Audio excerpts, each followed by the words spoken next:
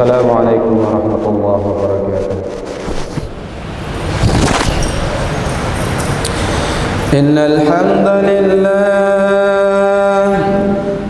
hamdalillah nahmaduhu wa nasta'inuhu wa nastaghfiruhu wa nu'minu bihi wa natawakkalu alayhi wa na'udzu billahi min shururi anfusina wa min sayyiati a'malina. Man yahdihillahu fala mudilla lahu wa man yudlilhu fala hadiya lahu. Ashhadu an la ilaha illallah wa ashhadu anna sayyidana wa maulana wa habibana Muhammadan abduhu wa rasuluh. Qala Allah ta'ala fil Qur'anil Karim, a'udzu billahi as-sami'il 'alim minasy syaithanir rajim. Bismillahirrahmanirrahim. Ya ayyuhan nasu ittaqu rabbakum alladzi خلقكم من نفس واحدة وخلق منها زوجها وبث منهما رجالا كثيرا ونساء واتقوا الله الذي تساءلون به والأرحام إن الله كان عليكم رقيبا. يا أيها الذين آمنوا اتقوا الله وقولوا قولا سديدا يصلح لكم أعمالكم ويغفر لكم ذنوبكم ومن يطع الله ورسوله فقد فاز فوزا عظيما. وقال النبي صلى الله عليه وسلم Man mata yu'minu billahi wal yawmil akhir qila lahu udkhul min ayyi abwabil jannati samaniyati sita. Atau kama qala Nabi sallallahu alaihi wasallam, sadaqallahul azim wa sadaqa rasulahul karim wa nahnu ala dhalika minasy syahidin wasyakirin walhamdulillahi rabbil alamin. Hadirin jamaah salat Jumat yang dimuliakan Allah Subhanahu wa taala. Dari tempat yang agung, tempat yang mulia, saya selaku khatib, marilah sama-sama kita saling mengajak, ingat mengingatkan untuk senantiasa meningkatkan keimanan kita dan ketakwaan kita hanya kepada Allah Subhanahu wa taala. Allah Subhanahu wa taala berfirman, "Man 'amila shalihan min dzakarin aw untha wa huwa mu'min falanuhyiyannahu hayatan thayyibah." Kata Allah Subhanahu wa taala dalam Al-Qur'an, barang siapa yang beramal soleh, laki-laki maupun perempuan, selama dia beriman, maka Allah Subhanahu wa taala akan berikan kepadanya kehidupan yang baik. Kemudian dalam ayat yang lain Allah Subhanahu wa taala juga berfirman, "Man amila shalihan min dzakarin aw untha wa huwa mu'min, fa ulaika yadkhuluna al-jannata yurzaquna fiha bighairi hisab." Barang siapa yang beramal soleh, laki-laki maupun perempuan, selama dia beriman kepada Allah Subhanahu wa taala, maka Allah Subhanahu wa taala akan masukkan dirinya ke dalam surga dan akan memberikannya rezeki tanpa batas oleh Allah Subhanahu wa taala. Iman ini, hadirin yang dimuliakan Allah Subhanahu wa taala, dalam satu buah riwayat Nabi sabdakan, barang siapa yang mati dalam keadaan beriman kepada Allah Subhanahu wa taala, man mata yu'minu billahi wal yawmil akhir qila lahu udkhul min ayyi abwabil jannati samaniyati sita. Barang siapa yang mati dalam keadaan beriman kepada Allah Subhanahu wa taala dan hari akhir, kepadanya akan dikatakan, wahai fulan, silahkan engkau masuk dari salah satu 8 pintu surga yang engkau kehendaki. Modalnya iman, hadirin yang mulia. Nabi sabdakan dalam artinya, barang siapa yang mati beriman kepada Allah, surga baginya. Maka satu sahabat bertanya, "Wahai Rasulullah, walaupun dia berzina dan mencuri?" Kata Nabi sallallahu alaihi wasallam, "Iya, walaupun dia berzina dan mencuri." Sahabat ini tidak puas, "Wahai Rasulullah, walaupun ia berzina dan mencuri?" Kata Nabi, "Iya, walaupun dia berzina dan mencuri." Sahabat ini masih belum puas, hadirin yang mulia, bertanya lagi, "Wahai Rasulullah, walaupun dia berzina dan mencuri?" Kata Nabi, "Ya, walaupun dia berzina dan mencuri, walaupun engkau tidak menyukainya." Ini penting iman, hadirin yang mulia. Salat serta salam semoga tercurah kepada junjungan Nabi Allah kita, baginda Rasulullah sallallahu alaihi wasallam, manusia yang Allah datangkan di muka bumi ini sebagai penutup daripada segala nabi. Maka setelah baginda Rasulullah sallallahu alaihi wasallam, maka dipastikan tidak akan lagi Allah Subhanahu wa taala turunkan nabi selain baginda Nabi sallallahu alaihi wasallam. Khatabun nabiyyin, cukup 124.000 nabi, dimulai dari Nabi Adam alaihi salam, ditutup dengan wafatnya baginda Rasulullah sallallahu alaihi wasallam. Hadirin jamaah salat Jumat yang dimuliakan Allah Subhanahu wa taala, Allah telah datangkan manusia di atas permukaan bumi ini. Manusia datang di atas permukaan bumi ini, kata para ulama, ini datang atas kehendak, keinginan dan mau Allah, dan tidak ada campur tangan dari siapapun. Semua datang di dunia ini atas keinginan Allah, mau Allah, atas kehendak Allah Subhanahu wa taala. Maka setiap manusia yang datang dihantarkan Allah di atas permukaan bumi ini, mau tak mau, suka tak suka, hidup harus mengikuti kehendak dan keinginan Allah Subhanahu wa taala. Dalam satu buah hadis, Nabi bertanya kepada satu orang sahabat yang menunjukkan apa sih maksud Allah datangkan manusia di atas permukaan bumi. Allah datangkan manusia di atas permukaan bumi ini bukan cuma sekadar datangkan terus selesai, tidak, hadirin yang mulia. Setiap manusia yang Allah datangkan, Allah berikan dia fasilitas-fasilitas penunjang untuk menjalani kehidupan di atas permukaan bumi ini. Jadi hak setiap manusia yang Allah datangkan, Allah tunaikan kewajiban Allah tunaikan. Rezeki Allah tunaikan, kesehatan Allah tunaikan. Allah datangkan harta, datangkan istri, datangkan anak. Ini kewajiban Allah yang merupakan hak manusia. Dan kita pun sebagai hamba harus menjalankan daripada hak Allah yang merupakan kewajiban kita yang harus kita tunaikan. Apa itu, hadirin dimuliakan Allah Subhanahu wa taala? Setiap hamba yang datang di atas permukaan bumi ini, Allah menginginkan setiap hambanya taat kepada Allah Subhanahu wa taala tanpa terkecuali. Hadirin yang mulia, maksud Allah Subhanahu wa taala datangkan manusia di atas permukaan bumi ini banyak maksudnya, tapi yang akan saya rangkum di sini cuma 3. Yang pertama, dalam surat Al-Baqarah ayat 30 Allah Subhanahu wa taala telah jelaskan. Kemudian dalam surat Az-Zariyat ayat 56, kemudian dalam surat Ali Imran ayat 110.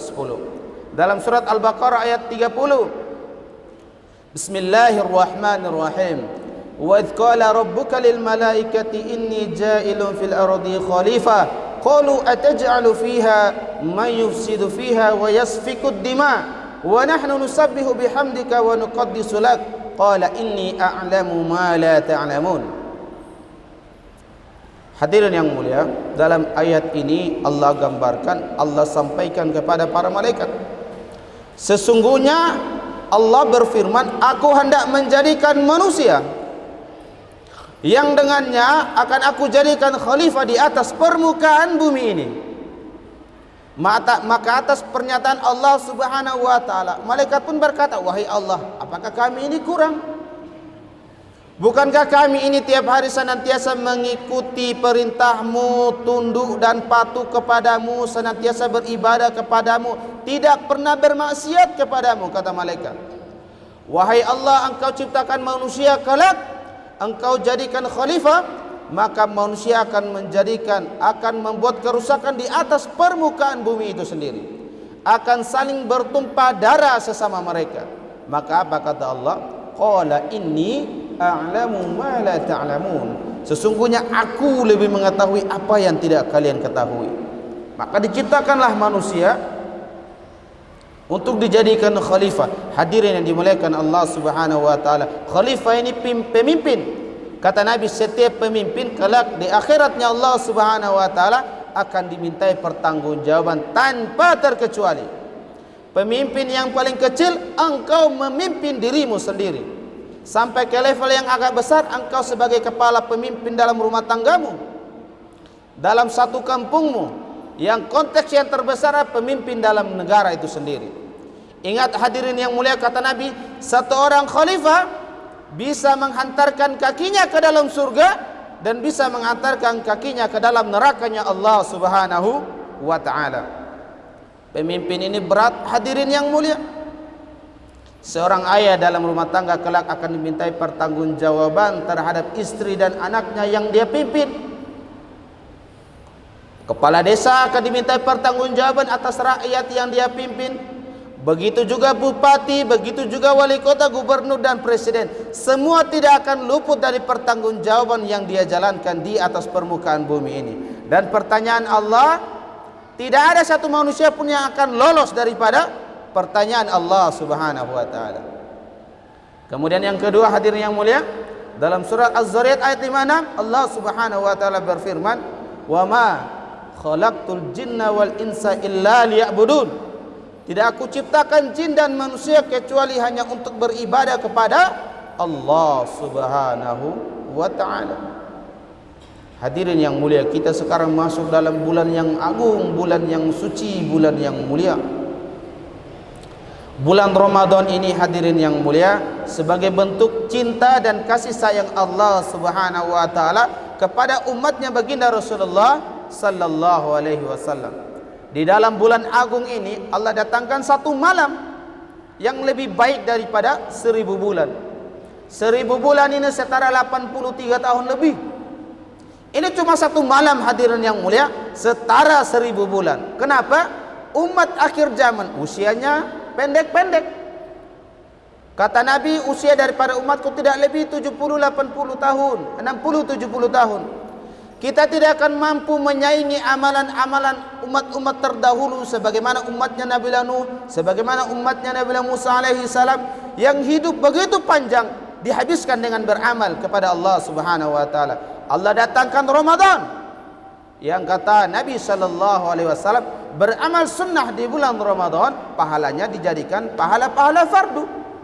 Beramal fardu di bulan Ramadan, Allah Subhanahu wa taala melipat gandakan pahala-pahala itu semua. Tapi berkenaan dengan bulan Ramadan, hadirin yang dimuliakan Allah Subhanahu wa taala, malaikat Jibril alaihi salam pernah berdoa kepada Allah Subhanahu wa taala, diaminkan langsung oleh baginda Nabi sallallahu alaihi wasallam. Ada 3 doa salah satunya berhubungan dengan bulan Ramadan. Kata Jibril alaihi salam, wahai Allah, celakalah, binasalah orang-orang yang mendapati bulan Ramadan akan tetapi dia tidak diampuni oleh Allah Subhanahu wa ta'ala. Hadirin yang mulia, kita tahu keadaan iman kita, kita tahu keadaan amal kita. Usia yang sekarang, bayangkan sudah berapa puluh kali Ramadan kita lalui.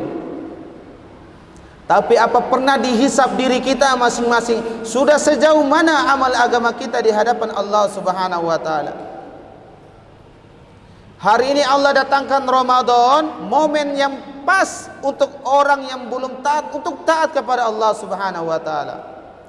Tapi dengan datangnya bulan Ramadan, kualitas kuantitas imanmu, kualitas kuantitas amalmu tidak meningkat, maka pertanyaannya, harus bulan apa lagi harus Allah datangkan untuk kalian?